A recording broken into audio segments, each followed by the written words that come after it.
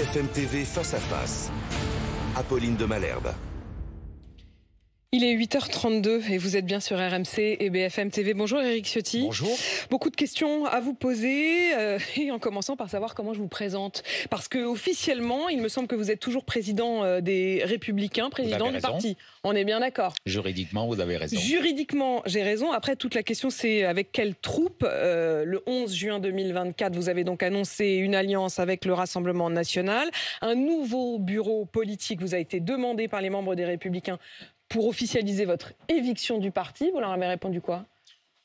Écoutez, nous regardons les termes de cette convocation, mais là n'est pas l'essentiel. Vous dites avec quelle troupe ?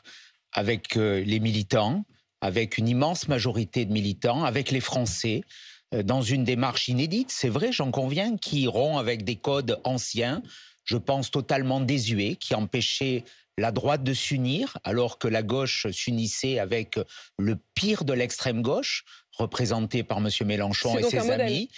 C'est donc un modèle pour vous c'est nouveau. De s'être associé au pire. C'est une nouvelle étape. Ah non, je ne m'associe pas au pire.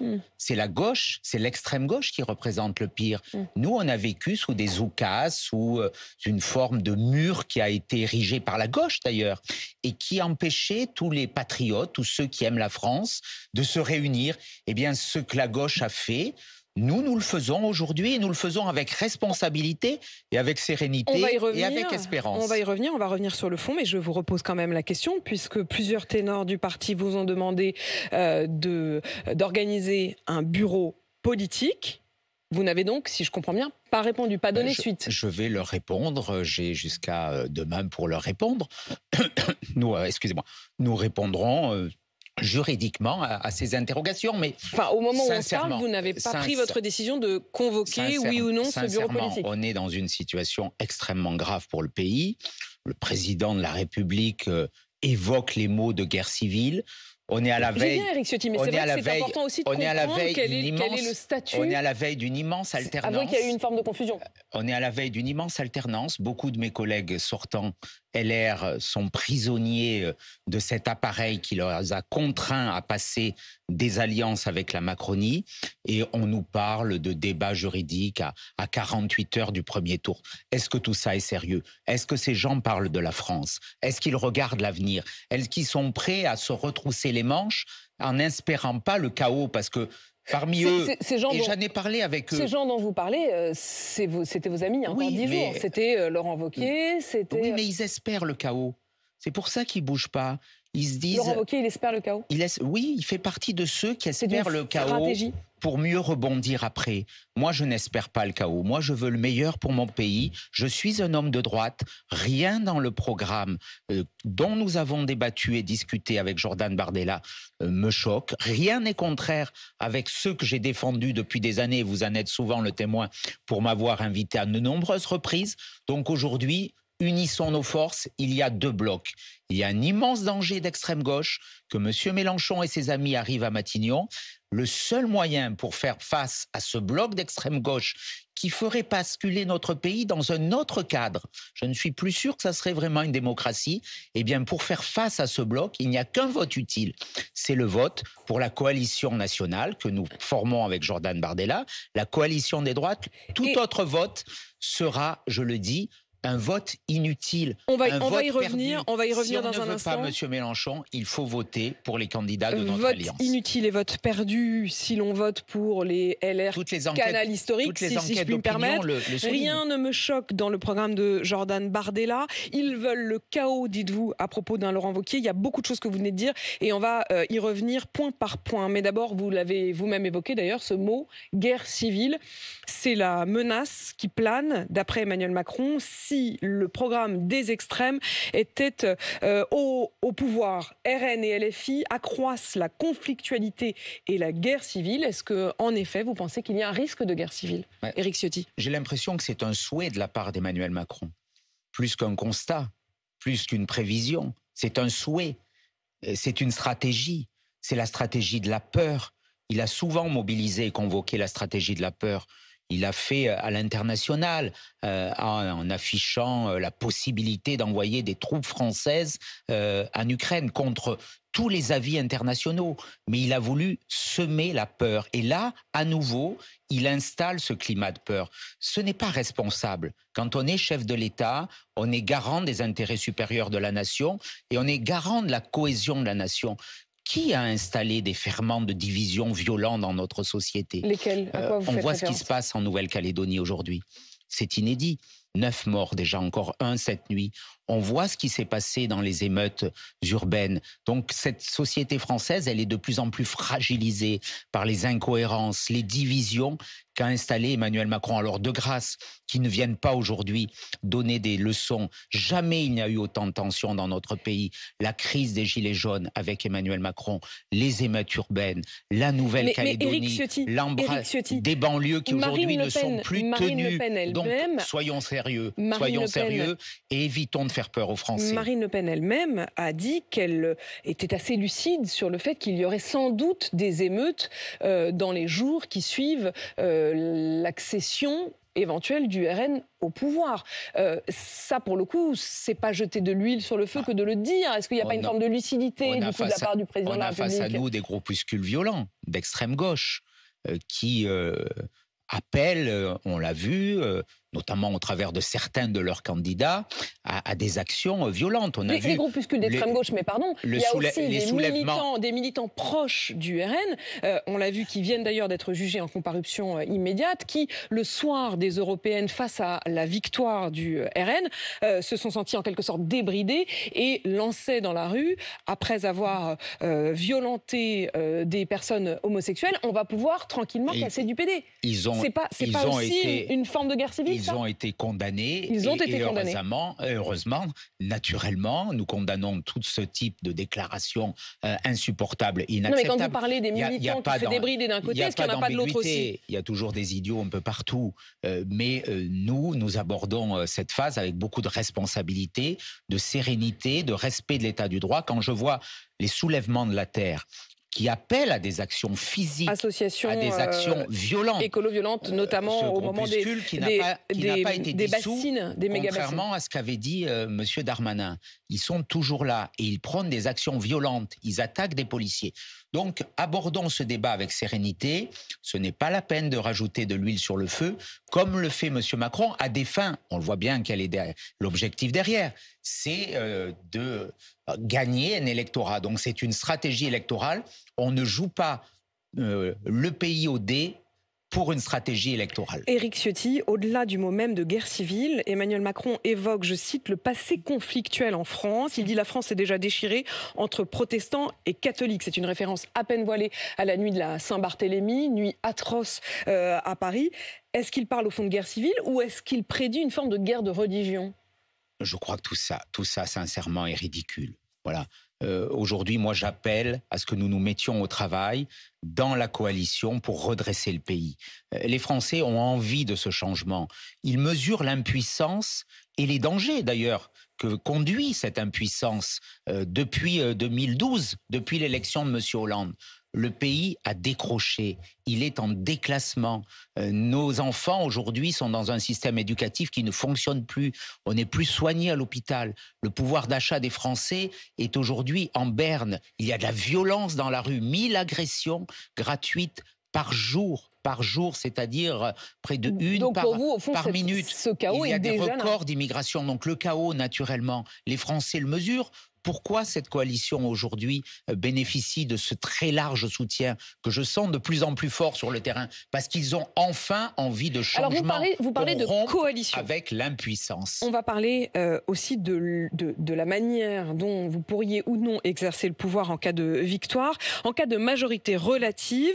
Est-ce que vous pourriez imaginer gouverner avec une coalition plus large, c'est-à-dire qui inclurait vos anciens amis de LR qui aujourd'hui rompent avec vous? C'est-à-dire, vous avez évoqué à l'instant la stratégie du chaos d'un Laurent Wauquiez. Est-ce que vous continuez malgré tout à parler avec lui? Ou est-ce que vous aviez évoqué avant même cette rupture l'idée que si les RN ont presque la majorité, mais pas tout à fait, est-ce que vous pensez qu'il y a certains qui ne vous ont pas pour l'instant suivi, qui vous suivraient alors? Sans doute. La main sera tendue. Il faudra choisir entre 3 voies.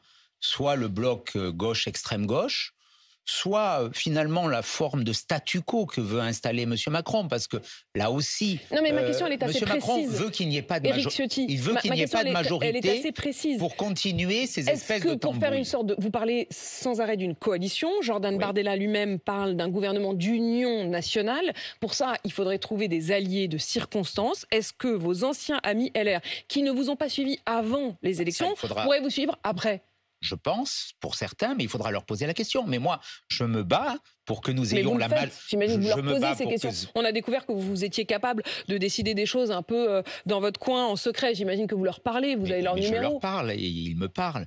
Mais moi, je me bats pour que nous ayons la majorité absolue. Et je vous le dis, nous aurons la majorité absolue. Cette question, elle ne se posera pas parce que je sens les Français désireux de donner leur chance à ceux qui veulent redresser le pays. Enfin, voilà, on est dans une situation catastrophique. Eh bien, demain, je leur dis, ayez le courage, n'ayez pas peur, n'écoutez pas tous ces Cassandres. Nous sommes une équipe responsable, avec un programme responsable, équilibré, et nous allons travailler pour l'intérêt du pays. Vous dites, rien ne me choque. Rien ne me choque dans le programme de Jordan Bardella. Cette question des binationaux qui, depuis hier, fait beaucoup réagir. Ne retenir pour les postes dits stratégiques de l'État que les seuls nationaux, c'est-à-dire ceux qui ont une double nationalité, en seraient exclus. Ça vous choque pas? Ça me choque absolument pas. C'est dans l'intérêt supérieur du pays. C'est ce qui se fait aux États-Unis, pour la CIA notamment, mais pour des agences de sécurité. En France, d'ailleurs, pour certains postes sensibles, il y a déjà un criblage pour l'habilitation. Un criblage, oui, mais qui ne repose pas sur la seule question de la nationalité. Au secret défense, voilà.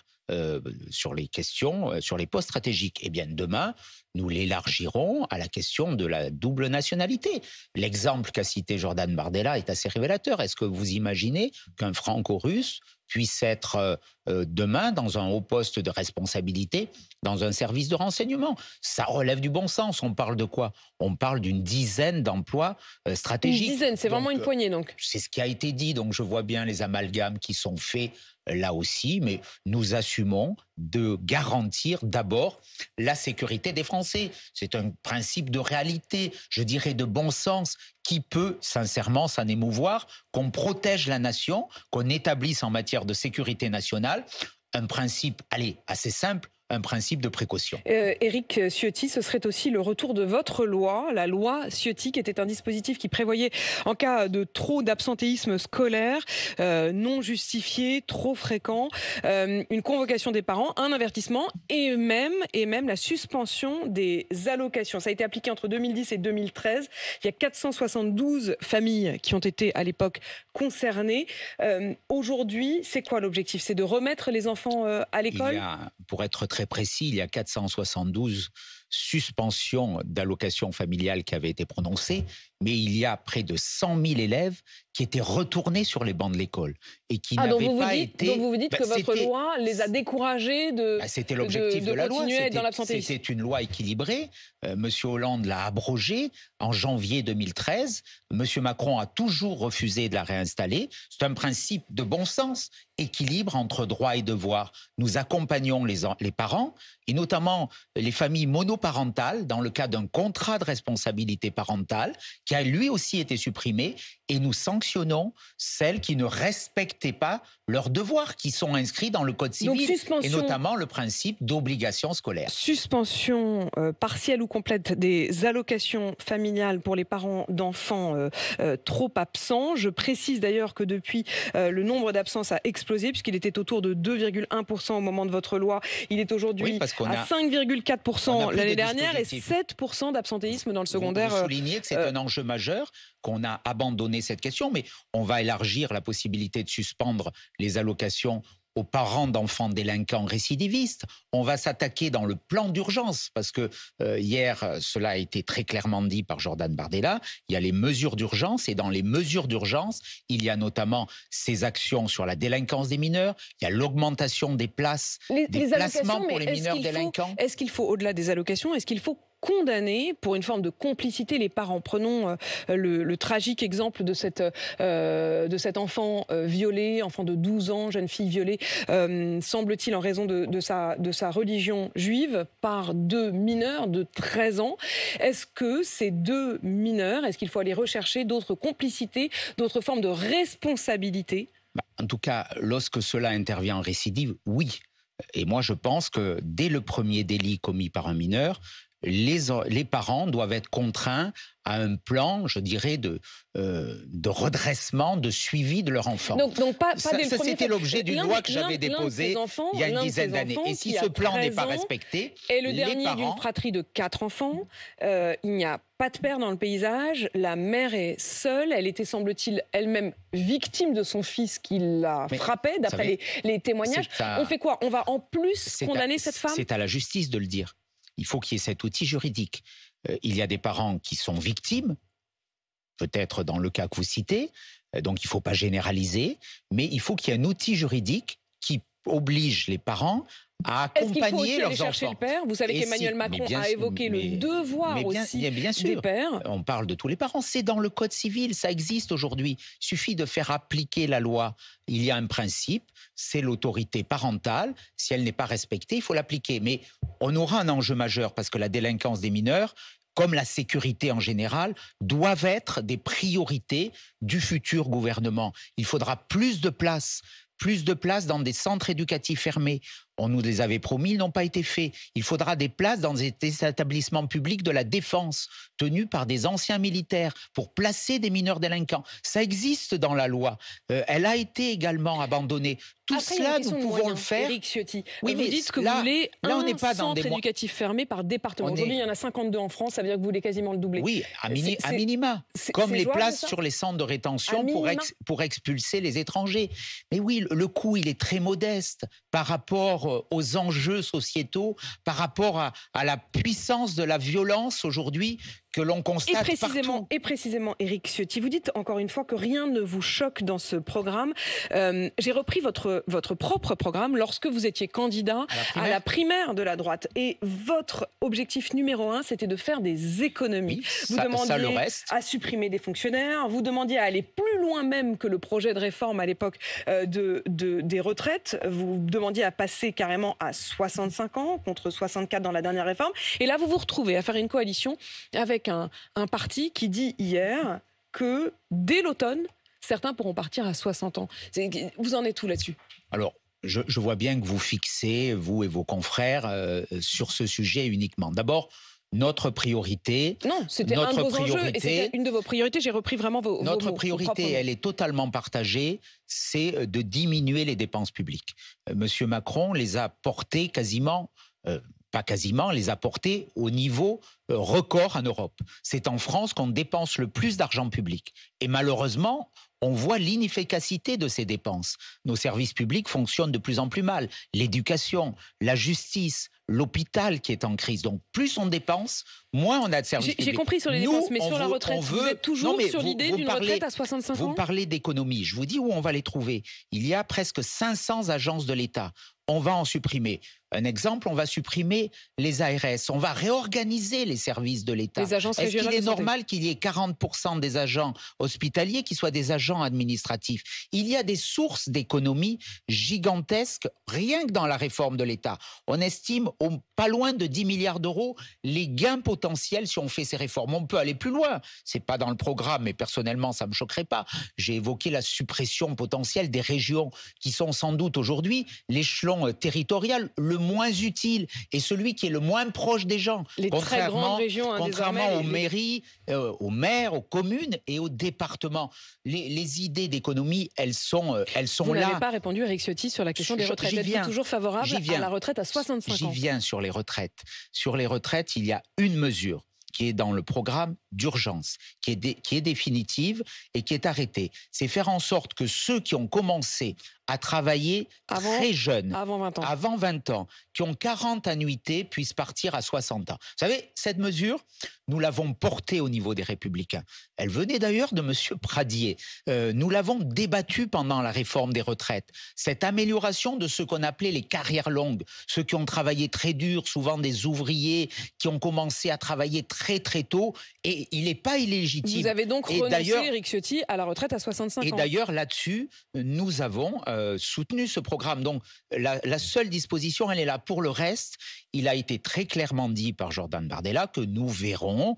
Vous savez, quand il y a un accord... Donc, vous ne renoncez pas à faire changer d'avis Jordan Bardella sur les retraites. Je ne suis pas similaire au Rassemblement national. Donc, ce sont des points de vue qui se réunissent. Vous pourriez les faire évoluer sur cette question de l'âge de départ à la retraite. Il y a une plateforme de gouvernement sur laquelle nous sommes d'accord, sur les grands principes, remettre de l'ordre dans les comptes, remettre de l'ordre dans la rue, moins d'immigration, plus de pouvoir d'achat et moins d'impôts. Ce matin, vous aviez sur votre antenne le président du Cercle des fiscalistes.